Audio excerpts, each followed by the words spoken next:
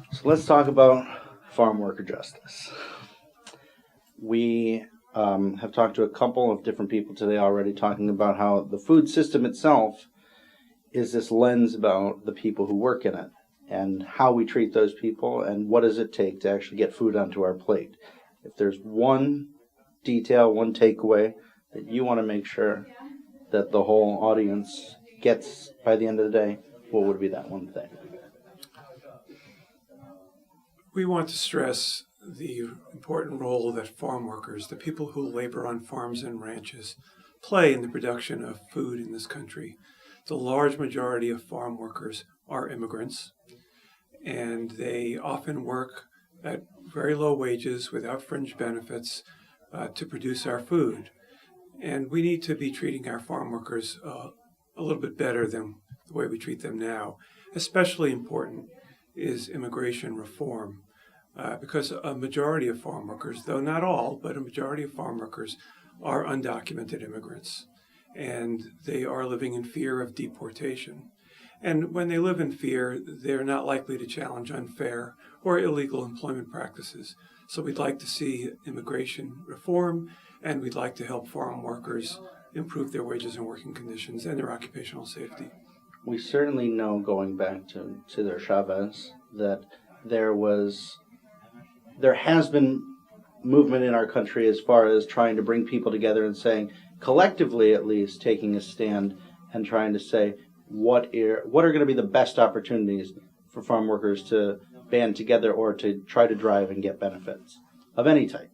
What do you think? Does it have to come through unions and collective action, or is there a broader sweeping way that we can say maybe it is just immigration reform, that we say these are jobs that have gone to undocumented people for a reason? There are several ways in which farm workers are organizing and mobilizing and giving consumers a way to support them in their efforts to improve wages and working conditions.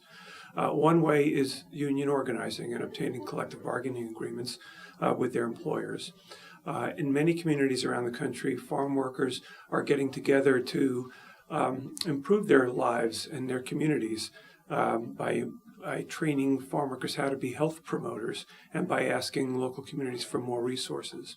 And a third important way is corporate social responsibility projects, certification systems in which growers and retailers and farm workers are certifying that the standards at the farm are helping farm workers improve their wages and working conditions and giving consumers an opportunity to purchase produce that has been produced responsibly. To one degree, you represent the workers and the laborers, and then you would have representatives of the farm, maybe a corporate organization, something like this. We even have some of those represented here today. How do you find common ground where you can both discuss that you both have an end game? And at least to one degree, the end game is to get food from the ground to the plate. And so there are certain perspectives about profit and things like that that fall on both sides out of the middle. But how do you find common ground with those folks? There are a lot of conflicts between farm workers and their employers, and between farm worker advocates and the associations that represent agribusiness. But there is a lot of common ground. One area of common ground is the fact that many farm workers enjoy the work in the fields.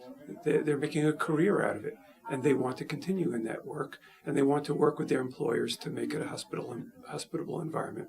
Another area of common ground is that we and farm workers want to work with agribusiness to provide consumers with safe, healthy food at a reasonable price.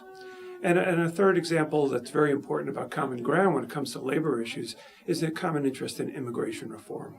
If we were to deport all of the undocumented farm workers, or even most of the undocumented farm workers in this country who work in agriculture, our agricultural system would collapse. So agricultural businesses, employers, and farm workers have a common interest in progressive immigration reform that results in treating farm workers who are producing our food fairly and giving them a chance for immigration status and citizenship. Well, I really appreciate your perspective. I'm glad you said collapse. I've heard it described as screech to a halt. And I would say, once it stops, I'm not sure it's going to be so easy to start again. And Yeah, I think you're right. Once something like that really is rolling, getting it back